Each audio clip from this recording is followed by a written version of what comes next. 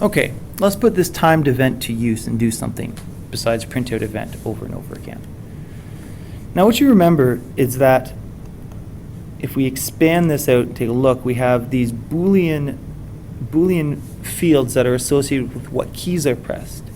And based on those keys that are pressed, I want to do a certain thing. So for example here, if the up key is pressed, I'm going to decrease the Y value and thereby move him.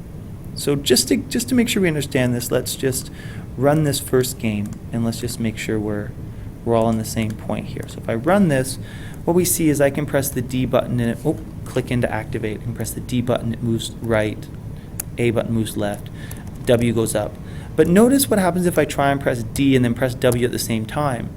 It doesn't really go sideways. It remembers the last key that's been pressed, which from a gaming perspective isn't very useful. So this is the benefit of implementing the movements with a timed event, because we can actually account for multiple keys being pressed at the same time. So the first thing I'm going to do is I'm going to comment out all of my changes, the current Y, the current, all of these lines that change the values of the position fields. Okay. The other thing I'm going to pull out is this repaint, because I don't want to repaint anymore. So I've commented out the changes in the position fields as well as the repaint. And what I'm going to do now, if we just minimize this again, there it goes, inside this action event, because what happens is every 500 milliseconds it calls this action performed, I'm going to put a collection of conditional statements. And what I'm going to say is as following. If up, so that means if the up key is pressed, what am I going to do? I'm going to set, and let's, for the sake of just form right now, we'll put brackets, current Y is equal to current Y, and if we're going up, we're going to minus 10. And I'm going to add the if statement for each of these. So if I copy this and let's paste it 4 times, so if up is true, if down is true, I'm going to add 10 to the current, I'm going to add 10 to the current Y. If left, I'm going to take the current X, pardon me, I'm going to take the current X and I'm going to subtract 10 from it. And if I press right, I'm going to take the current X and I'm going to add 10 to it. Right. So now what happens is as follows.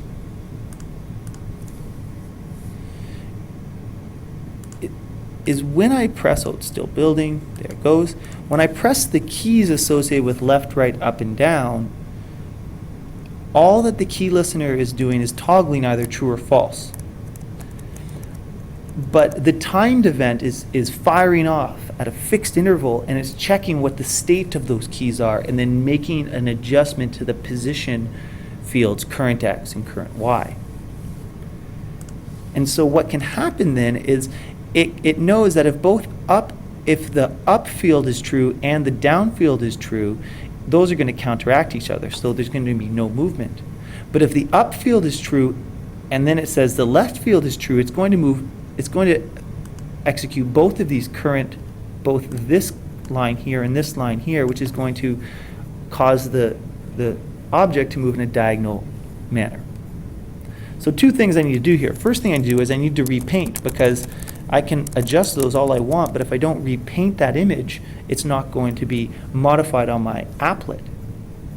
The other thing I want to do is notice the timer is only being fired off every 500 milliseconds, which is half a second.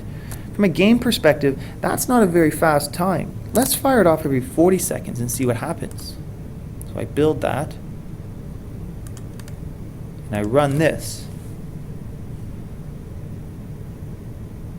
And now when I click in, we can see the keyboard response is much faster.